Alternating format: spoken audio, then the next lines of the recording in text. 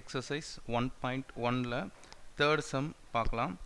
If f of alpha that is equal to matrix 3 by 3 matrix கொடுத்திருக்காங்க. cos alpha 0 sin alpha 0 1 0 minus sin alpha 0 cos alpha, show that f of alpha inverse is equal to f of alpha அப்படின்னு சொல்றாங்க. So இப்போ இதை left hand side and இதை right hand சைடாக வச்சுக்கிட்டு நம்ம proof பண்ணி ஆன்சர் கரெக்டாக இருக்கா அப்படின்னு சொல்லலாம். ஃபஸ்ட்டு எஃப் ஆஃப் ஆல்ஃபாவை எடுத்து எழுதிக்கலாம். F of alpha that is equal to cos alpha, அடுத்தது 0, அடுத்தது சைன் ஆல்ஃபா, அடுத்தது 0 1 0 கொடுத்துருக்காங்க, அடுத்தது minus sine alpha 0 cos alpha. இதான் மேட்ரிக்ஸில் கொடுத்துருக்காங்க. நம்ம ஏ இன்வர்ஸ் கண்டுபிடிக்கணும்னா ஒரு தியரம் இருக்குது. ஐ மீன் என்ன அப்படின்னா A inverse is equal to A இன்வர்ஸ்னால் இங்கே ஏ அப்படின்றதுக்கு எஃப் ஆஃப் ஆல்ஃபா அப்படின்றது தான். So f of alpha inverse நம்ம கண்டுபிடிக்கணும். F of alpha whole inverse நம்ம கண்டுபிடிக்கணும்னா that is equal to 1 divided by determinant of a போடுவோம். அதுக்கு பதில் இங்கே என்ன பண்ணலாம், determinant of f of ஆல்ஃபான்னு போட்டுடலாம். f of alpha into adjoint of f of alphaன்னு போட்டுடலாம். f of alpha. ஸோ இதில் இந்த determinant of a determinant of f of alpha கண்டுபிடிச்சிட்டு அது 0 ஆச்சுன்னா இந்த ஹோல் டைம் இது 1/0 வந்துச்சுன்னா இந்த ஹோல் டைமுமே இம்பாசிபிள் ஆகிடும். ஸோ அதனால் நம்ம போட தேவையில்ல. பட் 0வாக வரல அப்படின்னா நம்ம அதுக்கு adjoint of f of alpha கண்டுபிடிச்சிட்டு f of alpha இன்வர்ஸ் கண்டுபிடிக்க முடியும். So first determinant of f of alpha கண்டுபிடிக்கலாம். So determinant of f of alpha that is equal to determinant of f of alpha எப்படி கண்டுபிடிக்கிறதுன்னு உங்களுக்கு தெரியும். First of all இப்போ இந்த cos alpha நம்ம கண்டுபிடிக்கணும் அப்படின்னா மேட்ரிக்ஸ் ஓப்பன் பண்ணிக்கலாம். சாரி, மேட்ரிக்ஸ் இங்கே தேவையில்ல.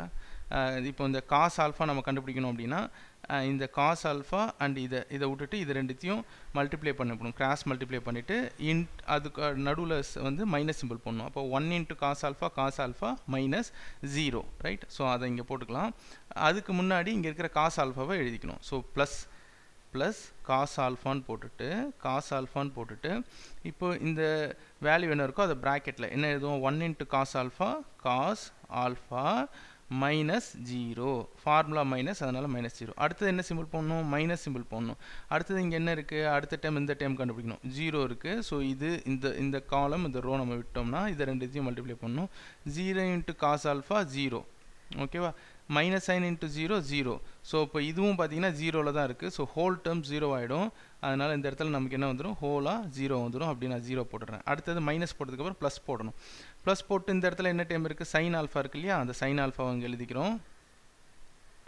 எழுதிட்டு இந்த ரோ இந்த காலமை நம்ம விட்டுட்டு மற்றதெல்லாம் எழுத போகிறோம். இந்த காலம் இந்த ரோ இதை விட்டோம்னா 0 இன்ட்டு 0 மைனஸ் சைன் ஆல்ஃபா வரும். ஆனால் ஃபார்முலாவில் ஒரு மைனஸ் இருக்கிறதுனால minus into minus plus sine ஆல்ஃபாவாக நமக்கு கிடைக்கும். ஸோ அப்போ இந்த இடத்துல என்ன ஆகும், இன்ட்டு ப்ளஸ் சைன் ஆல்ஃபா. இல்லை இப்படி கூட நீங்கள் போடலாம். That is 0 into 0 plus sine alpha அப்படின்னு கூட போடலாம். இப்போ இதிலேருந்து பார்த்தீங்கன்னா நமக்கு என்ன கிடைக்கும், cos into alpha cos square alpha இதெல்லாம் 0 ஆகிடுது. Plus sine into alpha sine square alpha. So cos square alpha sine square alpha நம்ம 11th படிச்சிருப்போம். இது 1 அப்படின்ட்டு. So f of alpha determinant of f of alpha வந்து நமக்கு என்ன வருது, 1 வருது. ஸோ இது வந்து நாட் ஈக்குவல் டு 0வாக இருக்குது. அப்போ கண்டிப்பாக நம்மளால் ஏ இன்வர்ஸ் கண்டுபிடிக்க முடியும். ஸோ எஃப் ஆஃப் ஏ இன்வர்ஸ்னால் எஃப் ஆஃப் ஆல்ஃபா இன்வர்ஸ் கண்டுபிடிக்க முடியும். F of alpha inverse is எக்ஸிஸ்ட்னு போட்டுடலாம். இஸ் எக்ஸிஸ்ட்னு எழுதலாம். இப்போ நம்ம இதுக்கு adjoint of f of alpha கண்டுபிடிக்கலாம். Adjoint of f of alpha நம்ம எப்படி கண்டுபிடிக்கலாம்,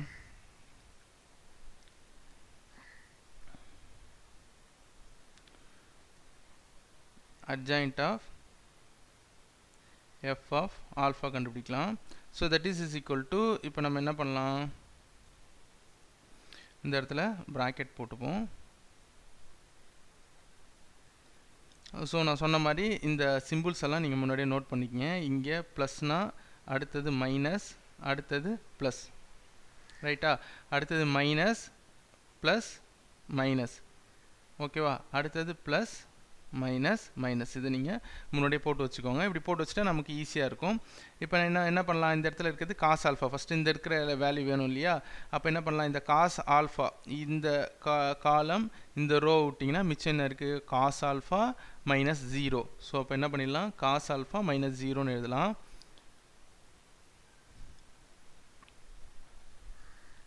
ப்ராக்கெட்டில் காஸ் ஆல்ஃபா மைனஸ் 0ன்னு எழுதிக்கிறேன். அடுத்தது அடுத்த டைம் கண்டுபிடிக்கணும், இங்கே இருக்கிற வேல்யூ கண்டுபிடிக்கணும், இந்த வேல்யூ. ஸோ இதுவும் கேன்சல் பண்ணிட்டோம், இந்த ரோ இந்த காலம் கேன்சல் பண்ணால் 0 இன்ட்டு சைன் ஆல்ஃபா 0. ஸோ இப்போ ரெண்டுமே 0 வருன்றதுனால இந்த இடத்துல நம்ம என்ன பண்ணலாம், 0 மைனஸ் 0ன்னு போட்டுக்கலாம். எல்லாமே 0 தான். ஸோ அதை நான் சும்மா உங்களுக்கு போட்டு காமிக்கிறேன். அடுத்தது இங்கே இருக்கிற டைம் கண்டுபிடிக்கணும், இதையும் கேன்சல் பண்ணிட்டோம்னா 0 இன்ட்டு 0 0 மைனஸ் சைன் ஆல்ஃபா வரும். அதை ஃபார்முலாவில் ஒரு மைனஸ் இருக்கிறதுனால minus into minus plus sine ஆல்ஃபாவாக மாறிடும். ஸோ இப்போது 0 ப்ளஸ் சைன் ஆல்ஃபா இதுதான் நமக்கு இங்கே கிடைக்கும். அடுத்தது அதே மாதிரி இந்த ரெண்டாவது இருக்கிற டைம் கண்டுபிடிங்க. இந்த ரோ இந்த காலம் விட்டிங்கன்னா 0 into cos alpha 0 into sine alpha 0. So இப்போ இது டோட்டலாக 0 ஆகிடும். 0 மைனஸ் 0 வந்துடும் இந்த இடத்துல, ரைட்டா? ஸோ அடுத்தது இந்த டைம் கண்டுபிடிக்கலாம். இதில் மிடில் இருக்கிற டைம் பாருங்கள் கொஞ்சம் இதாக இருக்கும். என்ன இருக்குது, cos alpha into cos alpha cos square alpha, sine alpha into sine alpha sine square alpha. இந்த இடத்துல cos square alpha minus sine square alpha போடணும், ஆனால் இங்கே ஒரு மைனஸ் இருக்கிறதுனால ப்ளஸ் ஆகிடும். ஸோ அப்போ cos square alpha plus sine square ஆல்ஃபான்னு வந்துடும். இந்த இடத்துல என்ன வரும், cos square alpha plus sine square alpha அப்படின்னு கிடச்சிடும். அடுத்தது என்ன வருது, தேர்ட் டேர்ம் இந்த ரோ இந்த 0வில் இருக்கிற இந்த ரோவையும் இந்த காலமையும் கட் பண்ணிங்கன்னா cos alpha into 0 0 sine alpha into 0 0 0 minus 0ன்னு கிடைக்கும். ஸோ இப்போ இது என்ன ஆகிடும், 0 மைனஸ் 0 மாறிடும். அடுத்தது இந்த இடத்துல இருக்கிற வேல்யூ கண்டுபிடிக்கணும்னா இந்த ரோ இந்த காலமை தூக்கிட்டிங்கன்னா 0 இன்ட்டு 0 0 1 இன்ட்டு சைன் ஆல்ஃபா ஃபார்முலாவில் ஒரு மைனஸ் இருக்கிறதுனால மைனஸ் சைன் ஆல்ஃபா போடணும். ஸோ இப்போது 0 மைனஸ் சைன் ஆல்ஃபா, புரியுதுங்களா? அடுத்தது இந்த இடத்துல வந்து பார்த்தீங்கன்னா இந்த ரோ இந்த காலம் இந்த ரோ எடுத்துட்டிங்கன்னா காஸ் இன்ட்டு ஆல்ஃபா இன்ட்டு 0 0 இந்த சைன் இன்ட்டு ஆல்ஃபா கூட 0 இன்ட்டு போனால் 0. அப்போ 0 மைனஸ் 0ன்னு கிடைக்கும். இந்த மைனஸ் வந்து ஃபார்முலாவில் இருக்கிற மைனஸ் 0 மைனஸ் 0ன்னு கிடைக்கும். அடுத்தது வந்து பார்த்தீங்கன்னா இந்த கடைசி டைம் இந்த காலம் இந்த ரோ இதை தூக்கிட்டிங்கன்னா cos alpha into alpha minus 0 கிடைக்கும். ஸோ காஸ் ஆல்ஃபா மைனஸ் 0 கிடைக்கும், மைனஸ் 0 கிடைக்கும். இப்போது இது எல்லாத்தையுமே நம்ம போட்டோம்னா அட்ஜாயிண்ட் ஆஃப் ஏ நம்மளால் கண்டுபிடிக்க முடியும். ஸோ இப்போது adjoint of f of alpha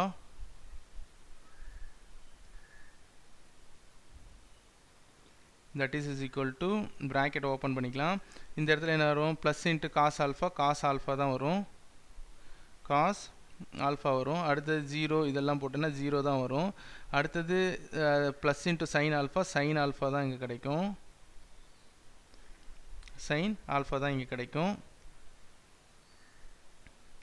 so இந்த இடத்த மட்டும் செக் பண்ணிக்கோங்க, இந்த இடம் third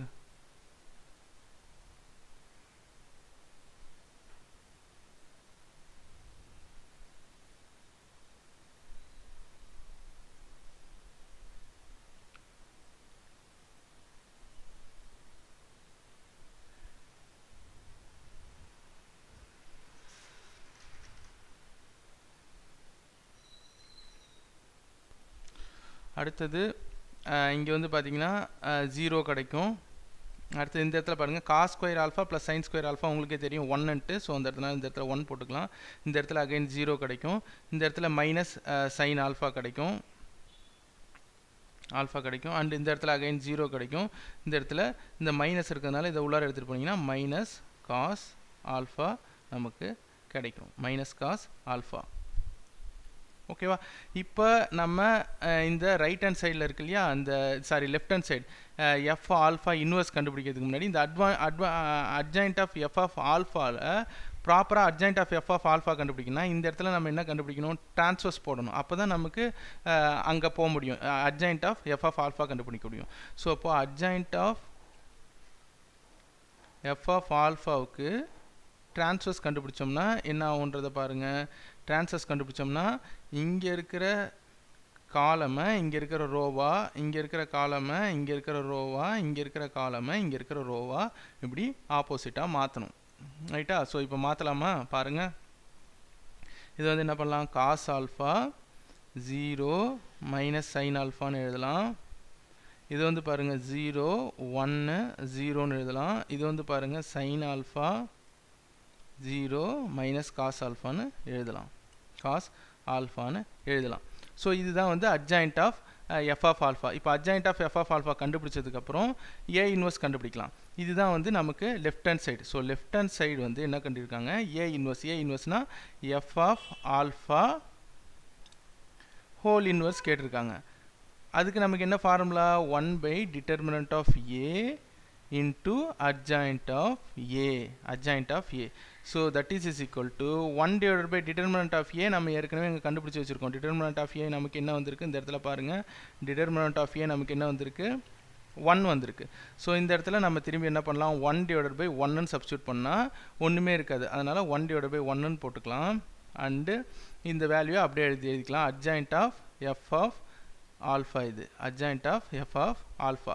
so adjoint of f of alpha இங்கே கண்டுபிடிச்சி வச்சுருக்கோம் இல்லையா. ஸோ அதை அப்படியே நம்ம எழுதிக்கிட்டோம் அப்படின்னா காஸ் ஆல்ஃபா அடுத்தது 0 minus sine alpha 0 1 0 sine alpha 0 minus cos alpha. ஓகேவா? இப்போ இந்த 1 ஃபுல்லாக கேன்சல் ஆச்சுன்னா ஃபைனலாக நமக்கு இருக்கிற அந்த left hand side f of alpha whole inverse வந்து நமக்கு என்ன கிடைக்கும், இதுதான் அப்படியே கிடைக்கும். என்ன கிடைக்கும், cos alpha 0 minus sine alpha 0 1 0 sine alpha 0 minus cos ஆல்ஃபான்னு கிடைக்கும். இதுதான் நமக்கு லெஃப்ட் ஹேண்ட் சைடு. ஸோ அதனால் நான் இதை லெஃப்ட் ஹேண்ட் சைடுன்னு எழுதுகிறேன். இப்போது ரைட் ஹேண்ட் சைடில் நமக்கு என்ன கேட்டிருக்காங்க பாருங்கள், இந்த இடத்துல ரைட் ஹேண்ட் சைடில் நமக்கு எடுத்துருக்கேன் எஃப் ஆஃப் மைனஸ் ஆல்ஃபா கேட்டிருக்காங்க. ஸோ அப்போ நம்ம என்ன பண்ணலாம், இந்த இடத்துல ரைட் ஹேண்ட் சைடு நம்ம என்ன பண்ணலாம், எஃப் ஆஃப் மைனஸ் ஆல்ஃபா அப்படின்னு போடலாம். எஃப் ஆஃப் மைனஸ் ஆல்ஃபானா நம்ம என்ன பண்ணணும், ஆல்ஃபா இருக்கிற இடத்துலலாம் மைனஸ் ஆல்ஃபா போடணும். அண்ட் இதுதான் நம்மளுடைய ரைட் ஹேண்ட் சைடு. அதனால் நான் ஆர்ஹெச்எஸ்ன்னு எழுதிக்கிறேன். இதுதான் நம்மளுடைய ரைட் ஹேண்ட் சைடு. அப்போ எஃப் ஆஃப் மைனஸ் ஆல்ஃபா போட்டோம் அப்படின்னா ஆல்ஃபா கூட மைனஸ் ஆல்ஃபாவை சேர்த்தோன்னா என்ன ஆகும் நமக்கு, இப்போ நம்ம மேட்ரிக்ஸ் எப்படி இருக்குது பாருங்கள். இந்த இடத்துல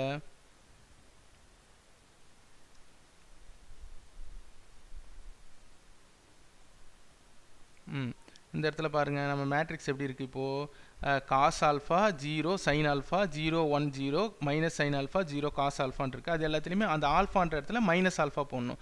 அப்போ இந்த இடம் என்ன ஆகிடும், காஸ் ஆஃப் மைனஸ் ஆல்ஃபா. அடுத்தது என்ன ஆகிடும், இங்கே 0. இது வந்து என்ன ஆகிடும், சைன் ஆஃப் மைனஸ் ஆல்ஃபா. அடுத்தது இங்கே என்ன ஆகிடும், 0 1 இந்த இடத்துல 0 இந்த இடத்துல மைனஸ் சைன் ஆஃப் மைனஸ் ஆல்ஃபான்னு கிடைக்கும். அடுத்தது என்ன ஆகிடும் 0. அடுத்தது என்ன கிடைக்கும், காஸ் ஆஃப் ஆல்ஃபா அப்படின்னு கிடைக்கும். ரைட்டா? இதை கண்டுபிடிச்சிங்க. இதை கண்டுபிடிச்சதுக்கப்புறம் இப்போ இது எல்லாத்தையும் இந்த மைனஸ் எல்லாத்தையும் உள்ளார எடுத்துகிட்டு வந்தால் என்ன கிடைக்கும், f of minus alpha that is equal to இந்த மேட்ரிக்ஸ் எப்படி வரும், காஸ் ஆஃப் மைனஸ் ஆல்ஃபா. இந்த இடம் தான் நீங்கள் நல்லா புரிஞ்சுக்கணும். இதை காஸ் ஆஃப் மைனஸ் ஆல்ஃபாவை நம்ம என்ன எழுதலாம், காஸ் ஆஃப் மைனஸ் டீட்டா. இது நீங்கள் எப்படி எழுதுவீங்க, காஸ் ஆஃப் மைனஸ் டீட்டா தான் ஆக்சுவலாக. இந்த ஆல் சில்வர் டீ கப்பு இந்த மாதிரி ஆக்சிஸில் 11th படிச்சிருப்பீங்க. All silver tea cup 4th quadrant. இது வந்து 4th குவாட்ரண்ட்டாக இருந்துச்சு. இது வந்து 4th குவாட்ரண்ட்டாக இருக்கும். ஸோ 4th குவாட்ரண்ட்டில் காஸ் ஆஃப் மைனஸ் 0 மைனஸ் டீட்டான்னு கிடைக்கும். 0 மைனஸ் டீட்டா வந்து என்னது, காஸ் ஆஃப் டீட்டா அப்படின்னு கிடைக்கும். அப்போ காஸ் ஆஃப் மைனஸ் ஆல்ஃபாவை எப்படி எழுதலாம், cos of minus alpha is equal to cos of ஆல்ஃபான்னு எழுதலாம். அதேமாதிரி சைன் ஆஃப் மைனஸ் ஆல்ஃபா எப்படி எழுதலாம், அதே தான் திரும்பி வரும். சைன் ஆஃப் மைனஸ் ஆல்ஃபாவை நம்ம எப்படி எழுதலாம், இல்லைனா மைனஸ் சைன் ஆஃப் ஆல்ஃபா இப்படின்னு எழுதலாம். ரைட்டா? ஸோ அப்போ இது என்ன பண்ணலாம், காஸ் ஆஃப் மைனஸ் ஆல்ஃபாவை அந்த மைனஸ் போய்டும், இதில் காஸ் ஆஃப் ஆல்ஃபா அப்படின்னு எழுதலாம். 0 sine into minus sine minus 0 minus theta வந்து பார்த்திங்கன்னா மைனஸ் சைன் ஆஃப் ஆல்ஃபா அப்படின்னு எழுத முடியும். மைனஸ் சைன் ஆஃப் ஆல்ஃபா, அடுத்தது 0, அடுத்தது 1, இது 0வாக கிடச்சிரும். இது மைனஸ் சைன் ஆஃப் மைனஸ் ஆல்ஃபான்னு இருக்குது. ஸோ இப்போ இதில் வந்து பார்த்தீங்கன்னா இந்த மைனஸ் ஆஃப் சைன் ஆல்ஃபான்னு எழுதுவோம். இந்த இடத்துல ஒரு மைனஸ் இருக்கிறதுனால ப்ளஸ் ஆகிடும். அதனால் நமக்கு என்ன கிடைக்கும், சைன் ஆல்ஃபா தான் அகைன் கிடைக்கும். அண்ட் இது 0வாக இருக்கும். இது காஸ் ஆஃப் ஆல்ஃபா, அகைன் நமக்கு காஸ் ஆஃப் ஆல்ஃபா தான் கிடைக்கும். ஓகேவா, இது உங்களுக்கு தெரிஞ்சிருக்கும்னு நினைக்கிறேன். இப்போ இதுதான் நம்மளுடைய என்னது, இதுதான் நம்மளுடைய ரைட் ஹேண்ட் சைடு, இது நம்மளுடைய ரைட் ஹேண்ட் சைடு. ஓகேவா, இப்போ இதை நான் அழைச்சிட்றேன். இது உங்களுக்கு புரியணுன்றதுக்காக தான் நான் எழுதினேன். இதை நம்ம இப்போ அழைச்சிடலாம்.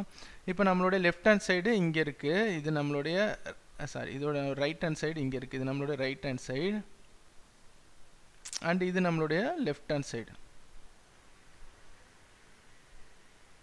இது நம்மளுடைய லெஃப்ட் ஹேண்ட் சைடு. ஸோ இப்போ f of alpha whole inverse is equal to f of minus alpha. ஸோ இதுதான் வந்து நமக்கு கொஸ்டினில் கொடுத்துருக்காங்க. இங்கே வந்து பார்த்தீங்கன்னா f